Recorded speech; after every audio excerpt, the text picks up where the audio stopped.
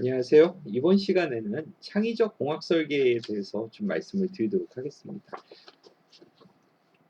수업을 들으시는 분들이 대부분 공대 소속이니까 저희는 공학자가 되는 거죠. 그때 창의적 공학 설계라는 이야기들을 많이 들어보셨을 텐데 여기에 대해서 좀 설명을 좀 드릴게요. 우선 저희가 공학이라는 거에 대한 개념을 좀 잡고 가는 게 좋습니다. 왜냐하면 어, 많은 학생들이 공학과 과학을 좀 서로 헷갈려 한다라고 표현하면 좀 그렇지만 서로 구분 짓기를 되게 어려워합니다. 즉, 우리가 과학자들 같은 경우는 여러 자연 현상들을 보고 지금까지 알지 못했던 지식들을 새롭게 알게 만드는 게 기본적인 목표다라고 하면, 공학자들의 경우에는 그 과학적인 지식을 가지고 실생활에 쓸 수 있는, 그리고 문제가 있는 것들을 해결하는 그런 역할을 수행하는 사람들입니다. 그래서 우리가 공학이라고 이야기를 하는 건 기본적으로는 어떤 문제를 해결하는 학문입니다라고 표현을 할 수 있어요. 그리고 어떤 문제를 해결을 할 거냐라고 하면 인간의 삶의 질, 즉 사람들의 다양한 니즈들을 만족시킬 수 있는 것들을 만들어내는 실용적인 학문입니다라고 표현을 할 수 있습니다. 그래서 우리가 과학자하고 공학자하고 차이가 좀 있어요. 과학자들의 소임은 아는 것, 알게 하는 것, 뭐 이런 것이라고 하면, 공학자의 소임은 실은 do it, 하는 겁니다. 과학자들 같은 경우는 여러 자연현상들을 통해서 실증적이고 체계적인 지식에, 기존의 인류가 가지고 있던 지식에 새로운 지식을 추가하는 거다라고 말씀을 드리면, 공학자들은 이런 지식들을 활용해서 실용적인 여러 문제에 적용해서 지금까지 문제라고 생각했던 것들을 해결해 가지고 뭔가 새로운 제품, 서비스 등을 만들어내는 사람들입니다. 근데 이게 이제 과학기술의 그 발전에 따라 가지고 공학자의 기본 소양도 조금 변화하고 있어요. 20세기 산업사회의 공학자들의 기본적인 소양은 수학이나 물리, 화학 같은 자연과학, 기초학문에 대해서 이해를 충분히 하고 그 원리들을 이용해서 활용하는 능력이 기본적으로 많이 필요합니다라고 이야기를 하는데, 요즘 같은 경우는 지식 기반 사회라고 우리가 이야기를 하죠. 저희가 어, 그 수학이나 기초과학 같은 기초 학문에 대한 기본적인 분석적 사고력 외에도 우리가 what and why, 이와 같은, 즉 무엇을 만들고 어떻게 만들 건지, 거기에 대한 판단력, 창의력, 예측력, 팀워크, 이와 같은 능력들을 많이 필요로 하게 됩니다. 그러면 공학자들 같은 경우는 문제를 푸는 사람들이라고 말씀을 드렸는데, 어떤 문제를 풉니까? 라고 하면 공학적인 문제를 풉니다 라고 이야기를 할 수 있어요.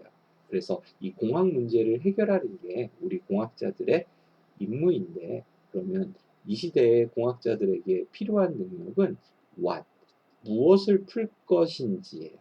즉, 그 전까지만 해도 how, 어떻게 풀 것인지가 굉장히 중요한 능력인데, 즉, 어느 회사가, 선진국의 어느 회사가 무언가를 만들었어요. 그러면 빠르게 어, 그걸 해결하는, 그 문제를 해결할 수 있는 제품들을 만들어내는 게 능력이었는데, 우리나라 같은 경우도 지금 현재 기술 수준이 고도화됨에 따라 가지고 이제는 패스트 팔로워가 아니라 퍼스트 무버, 즉 처음에 어떤 문제를 풀 건지 남들보다 먼저 새로운 문제를 발견하고 창안하는 문제 인식 능력이 필요하고요. 그 다음에 이런 21세기 공학자들의 임무라고 하는 건 잠재된 공학 문제를 잘 인식을 하고 무엇을 풀 건지, 그리고 종래에 했던 것처럼 어떻게 스마트하게 풀 건지 해결하는 과정을 우리가 공학자에게 필요한 능력이라고 볼 수 있습니다. 자, 그러면 21세기의 공학자, 지금의 공학자들 같은 경우에는 그런 공학자가 되기 위해서 어떤 식으로 연습을 해야 되냐면, 여러 가지 각도에서 문제를 만들어 보고 푸는 것을 반복하는 것이 가장 좋습니다. 즉, 문제를 해결하는 인재가 되는 거죠. 그리고 전문가들이나 웹사이트, 즉 구글, IEEE, NTIS처럼 아니면 해당 전문가 포럼처럼 내가 어떤 문제를 해결하려고 할 때 기본적인 다른 사람들이 했던 지식들을 빠르게 검색을 하고 그걸 읽어서 이해를 하는 과정들이 좀 필요합니다. 또 소통과 협력으로 기존 지식을 기반으로 문제를 해결을 하는데, 이거는 예전 같으면 S급 인재 한 명이 다양한 일들을 해결을 해낼 수 있었어요. 그런데 요즘은 과학기술이 점점 발달을 하고 제품도 독자화되다 보니까 실은 혼자서 어떤 문제를 다 풀어내는 게 매우 어렵습니다. 그러다 보니 다른 사람들과 팀으로 일해서 문제를 해결하는 일들이 거의 일반적인 상황이 되었고, 그러면 팀원들 간의 소통과 협력을 어떻게 잘 해나가는지, 그런 능력들이 많이 필요합니다.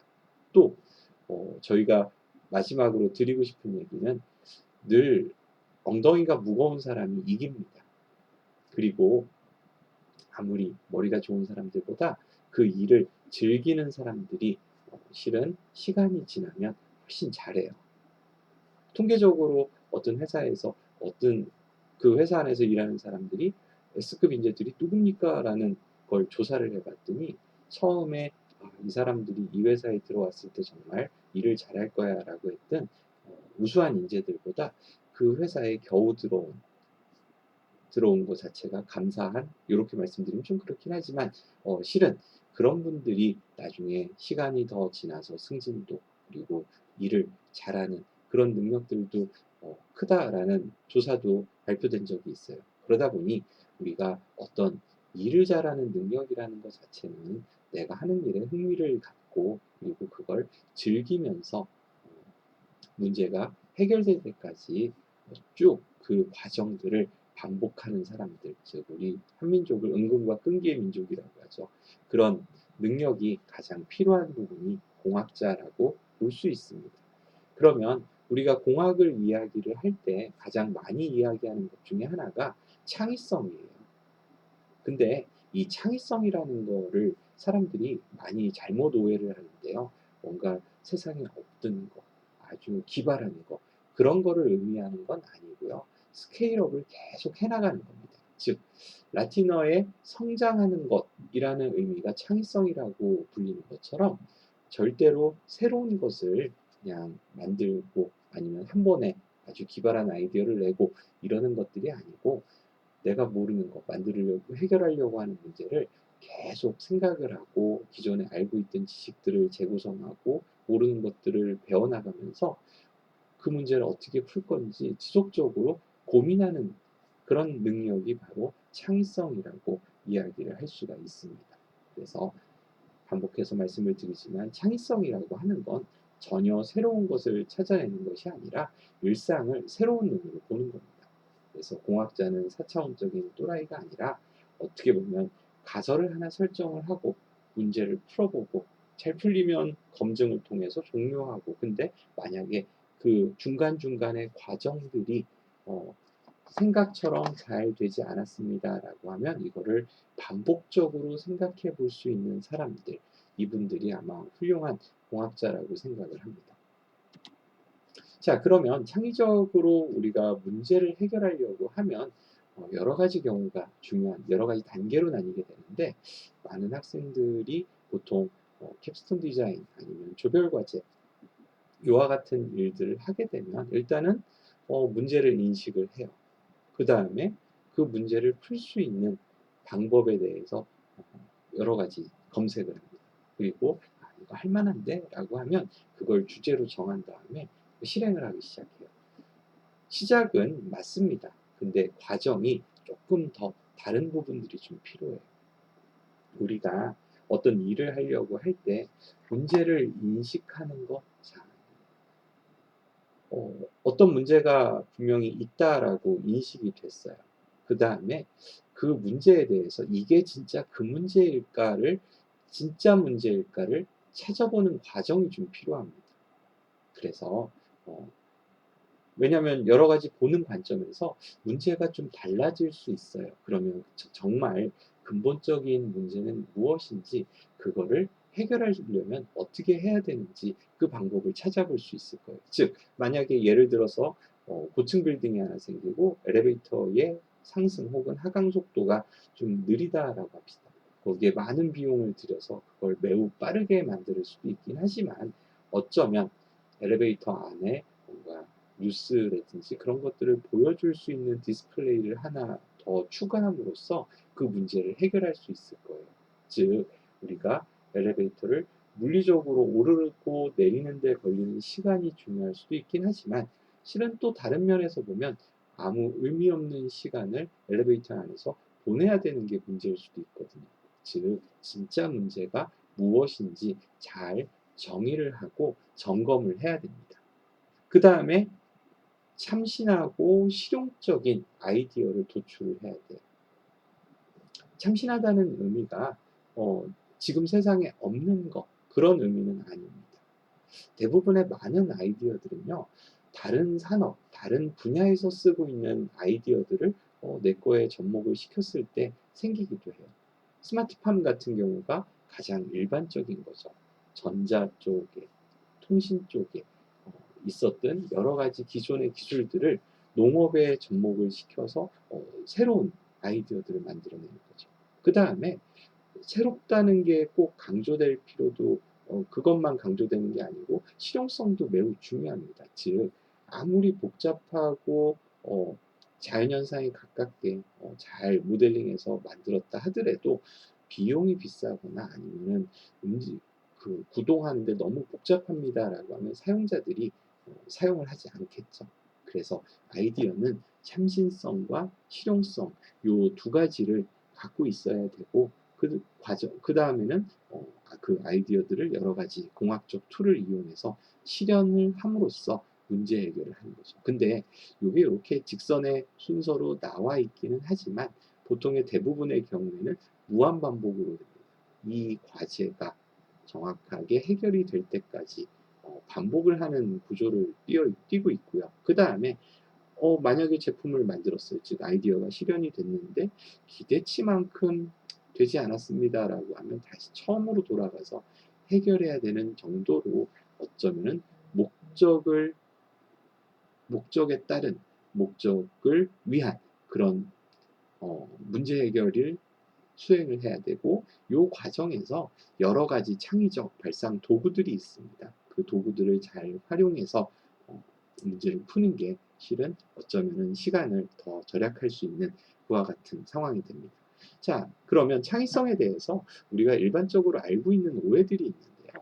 창의성은 기발한 아이디어를 도출하는 겁니다. 근데 허황된 아이디어는 오히려 문제 해결을 방해합니다.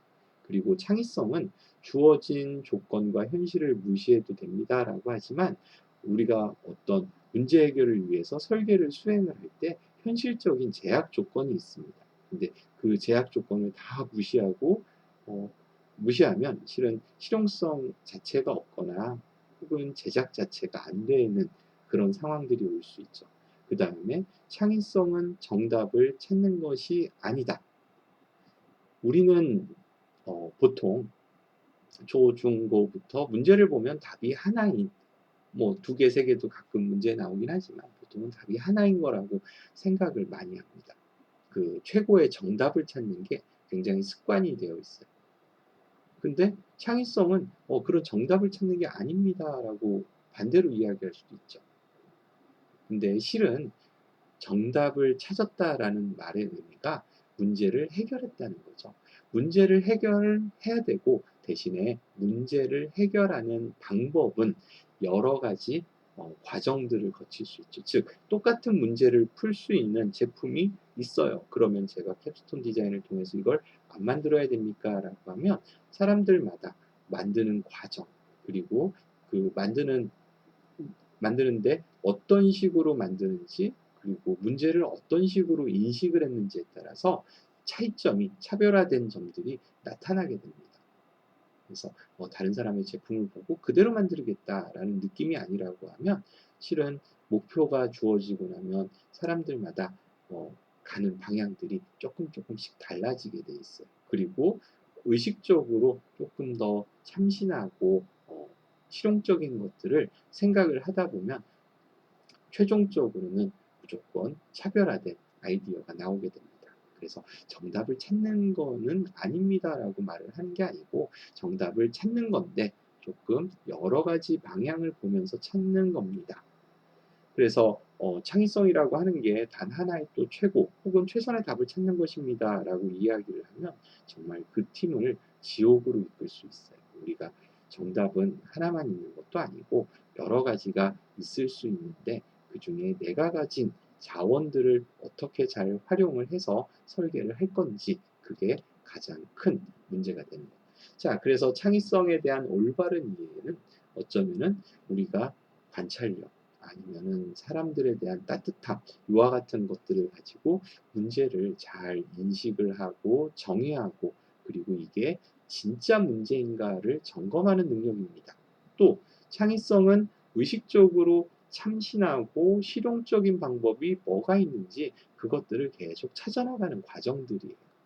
그리고 요 창의성이라는 것 자체는 마치 근육을 훈련을 시키는 것처럼 여러 가지 창의적 발상 도구들을 활용을 해가지고 연습을 할 수 있어요. 그 연습을 하다 보면 시간이 지나가면 근육처럼 뭐 두뇌의 근육도 창의적인 근육도 늘어나게 됩니다.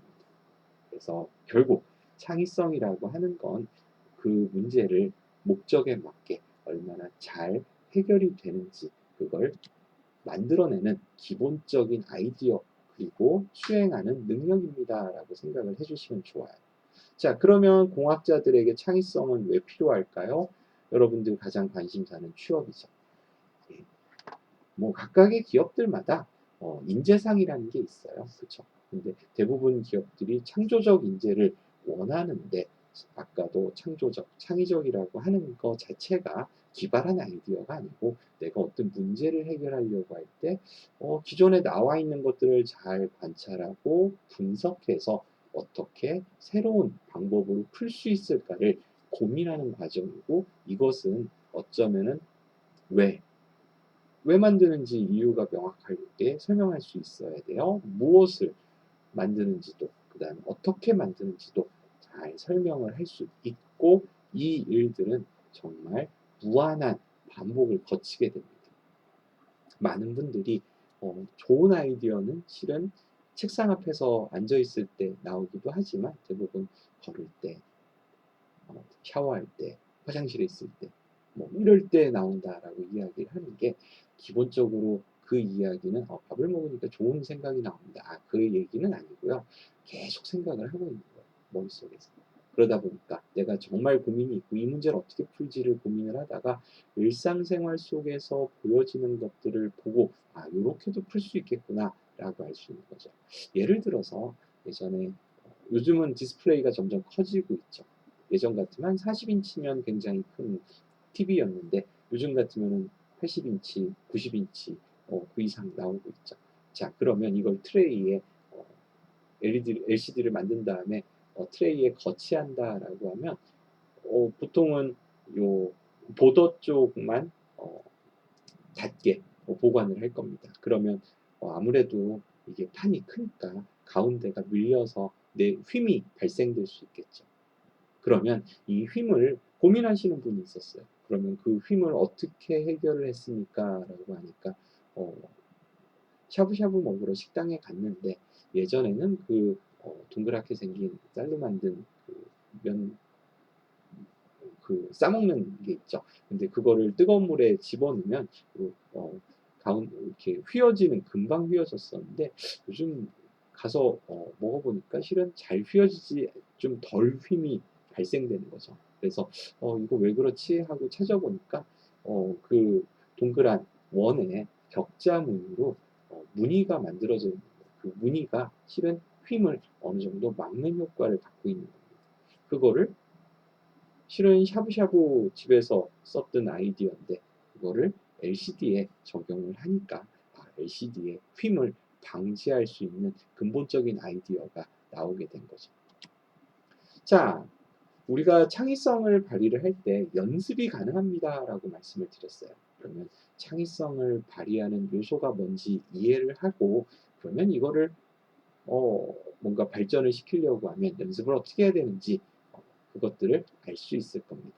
자, 창의성 발휘의 3대 요소를 트랜스라는 분은 창의적 발상 도구, 즉 우리가 그냥 가만히 어떤 생각이 있을까 책상에 앉아서 가만히 생각을 하는 것보다 브레인스토밍 모두 아시죠? 머릿속에 폭풍이 일어난 듯이 생각나는 모든 것들을 적어보는 거예요. 그거하고 약간 반대로 마인드맵은 트리 구조 형태로 가져가죠. 그 다음에 스캠퍼나 트리즈 같은 내용들도 있습니다. 이런 창의적 발상 도구들을 활용을 한번 해보는 거예요. 그 다음에 지식과 경험도 매우 중요합니다. 평소에 내가 전공에 대한 기초 지식이 얼마나 있는지, 즉 무엇을 만들고 싶은데 이거에 대한 지식이 없어요. 그러면 만들 수 없죠. 그러면 할 수 있는 방법이 빠르게 학습을 하는 겁니다. 정보를 수집을 하는 겁니다. 그리고 집중해서 그 내용들을 파악을 하는 거예요. 즉 추진력, 그리고 내가 잘 모르더라도 일단은 해보는 마음, 그리고 그 일을 지속하는 인내심, 그리고 혼자서 그 모든 일들을 다 하려면 어렵죠. 팀워크나 의사소통, 이런 능력들, 지식과 경험이 반드시 필요합니다. 그 다음에는 동기부여가 좀 돼야 돼요. 내가 이걸 했을 때 적절한 보상이 있어야 되고, 그 다음에 너무 어려운, 뭔가 집중하기 어려운 환경에서 이 일들을 해나가기 어렵죠. 환경 개선이나 아니면 뭔가 재미, 성취감을 느낄 수 있는 도구들이 좀 필요합니다. 그래서 우리가 창의성은 관심과 호기심, 유연하고 열린 사고, 그리고 긍정적이고 적극적인 태도에서 나옵니다.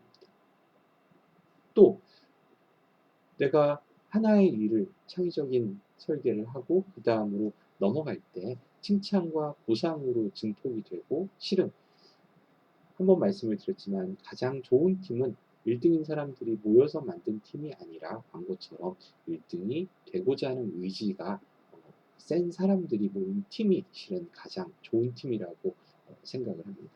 그리고 마지막으로 창의적 발상 도구에 대해서 나중에 한번 학습을 할 텐데요. 이 도구들을 잘 활용을 해야 우리가 문제를 창의적으로 잘 해결해 나갈 수 있는, 그리고 중간중간 연습도 할 수 있는 걸 얻을 수 있습니다. 자, 그러면 우리가 공학 설계를 할 때 PBL이라는 말을 많이 해요. 문제 기반의 학습입니다. 즉, 문제를 학생들에게 우리가 어떤 거를 가르칠 때 주입식으로 가르치면 학생들이 계속 집중하기 어렵죠. 그럴 때 학생들에게 문제를 하나씩 나눠주면 학생들이 자기주도적으로 그 문제를 해결하기 위해서 뭔가를 검색도 하고 정리도 하고 분석도 합니다. 그런 방법의 학습 방법을 우리가 PBL이라고 하고, 대부분의 설계 교과목들 같은 경우는 어떤 걸 만드세요라고 미리 지정된 거를 학생들이 따라하는 형태가 아니라 요즘의 경우에는 문제를 자기 스스로 알아서 정리하고 해결하는 형태로 많이 수업이 진행이 되고 있어요. 자, 그러면 공학 설계라고 하는 게 이런 건데, 그러면 이 결과물들은 어떤 겁니까? 라고 하면 단계별로 좀 달라요. 초반에는 개념적인 내용을 담고 있는 아이디어 스케치, 순서도 뭔가 사람들에게 쉽게 시킬 수 있는 그림 같은 것들이 필요하고요. 그래서 어느 정도 문제가 잘 정의가 되고 점검이 되고 나면 상세 설계가 들어가죠. 그러면 해당하는 알고리즘이라든지 도면이라든지 하는 상세 설계가 있을 거고, 그러면 이 설계를 할 때 우리가 이게 왜 이런 결과를 나타내는지 공학적인 해석도 매우 중요합니다. 즉, 우리가 만약에 책장을 옮깁니다라고 하면 힘이 센 사람은 책장을 번쩍 들어서 원하는 위치에 옮길 수 있죠. 근데 공학도라고 하면 책상을 살짝 들어서, 즉 책장을 살짝 들어서 마찰력을 줄인 다음에 끌고 가면 조금 힘을 덜 들이고도 할 수 있죠. 그 마찰력을 더 줄이려고 하면, 그러면은 바퀴가 달린 틀에 그 책장을 올려놓고 바퀴를 끌고 가면 훨씬 더 쉽게 이동을 시킬 수 있죠. 그런 것들이 왜 이런 결과를 가져오는지 F는 MA 마찰력을 고려를 해서 우리가 이야기를 할 수 있을 겁니다. 이런 게 공학적인 해석이 되는 거죠. 그 다음에는 공정도나 시험평가 보고서 같은 것들도 매우 중요해요. 저희가 학생들이 보통 설계를 마치고 나서 결과 보고를 하면 대부분 어떤 부품들로 만들었습니다. 전체 모양은 이렇습니다. 그리고 화형은 이렇게 나옵니다. 결과는 이렇습니다. 뭐 이와 같은 형태로 나오는데요. 그 특히 시험의 경우에 이 발표를 아니면 문서를 보고 다른 사람들이 이해할 수 있을 정도로 그리고 만들어 볼 수 있을 정도로 구체적이고 자세하게 그리고 실험 결과의 경우에도 다른 사람이 실험을 해도 재현될 수 있게 그리고 이 실험을 통해서 만든 제품이 정확하게 성능이 잘 나오는지 그걸 알려줄 수 있는 여러 가지 팩터들을 미리 설정하고 그 평가에 맞춰서 실험을 해야 결과적으로 좋은 그리고 리즈너블한 다른 사람들이 봐도 이상하지 않는 보고서가 됩니다. 그래서 어떻게 보면 공학 설계라는 건 실은 여러 분야가 연계된 매우 복잡한 과정이고요. 창의력과 분석력 그리고 반복적인 과정들이 필요한 설계입니다라고 이해를 해주시면 좋아요. 자, 그러면 공학 설계를 여러 가지 어, 요소에 따라서 구분을 할 수 있는데 설계의 심도에 따라서 어, 개념 설계와 상세 설계로 구분할 수 있어요. 즉 개념 설계라고 하는 건 원하는 설계의 결과를 얻기 위해서 아이디어를 도출하고 설계 방향을 결정을 하는 겁니다. 대부분 많은 학생들이 이 부분을 등한시하면 추후에 다 만들고 나면 내가 원하는 결과를 갖지 못하는 제품을 만들어 볼 수 있어요. 즉 개념 설계는 매우 시간과 노력과 여러 가지 분석을 통해서 진행이 돼야 됩니다라고 하는 것을 이해를 해주셨으면 좋겠고요. 상세 설계는 실제적인 제품 설계라고 이해를 하시면 됩니다. 도출된 개념적인 아이디어를 여러 가지 소프트웨어든 하드웨어든 여러 가지 방향으로 설계를 해나가는 과정들이고 이 결과물은 도면이나 모형, 뭐 프로토타입이라고 이야기를 하죠. 그리고 제품의 사양, 뭐 이와 같은 것들을 포함하고 있습니다. 설계 수준에 따라서는요, 만약에 휴대폰을 만듭니다. 그러면 원래 휴대폰이 그 제품이 없는 상태에서 신규 제품을 만든다라고 하면 뉴 디자인, 신규 설계예요. 아예 처음부터 새로 만들어 보는 거죠. 그 다음에 개발 설계는요, 어, 기존에 있었던 제품, 그 이전 버전이 있으면 이전 버전에서 시작을 하지만 새로운 기능들을 많이 추가를 하려고 하다 보니 조금 더 과학적인 지식과 많은 훈련이 요구되는 발전적인 설계라고 보시면 되고요. 적응 설계의 경우에는 기존 설계에서 큰 변화 없이 변형을 가하는 낮은 수준의 설계입니다. 즉, 만약에 휴대폰을 갤럭시 23을 만들었습니다. 그 다음에 이거를 미국, 중국, 유럽 각각의 나라에 팔게 되는데 그러면 각각의 나라들마다 실은 요구하는 게 조금씩 달라요. 그러면 엔지니어들은 각각의 나라들마다 요구하는 스펙에 따라서 조금은 변경을 해야 되죠. 그런 과정들을 적응 설계의 예로 보시면 맞을 겁니다. 자, 그리고 설계 대상이 이게 내가 전체 시스템을, 전체 구성을, 시스템의 전체 구성을 설계하는 시스템 설계인지 아니면 하나의 시스템을 여러 개의 설계 요소들이 이루고 있게 되는데 각각의 요소들만 상세하게 설계하는 건지 그거에 따라서 우리가 시스템 설계 혹은 요소 설계라고도 나뉘게 됩니다.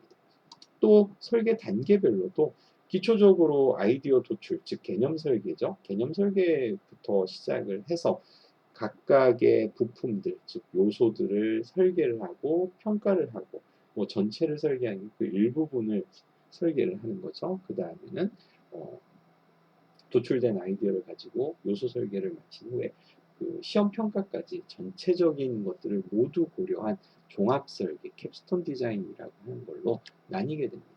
자, 그러면 우리가 이런 캡스톤 디자인 아니면 조별 과제 같은 걸 할 때 창의적인 공학 설계를 해야 되는데 그 과정은 어떻습니까? 라고 하면 문제를 정의하고 개념을 설계한 다음에 아이디어를 실행하는 이런 세 단계로 크게 나뉠 수 있어요.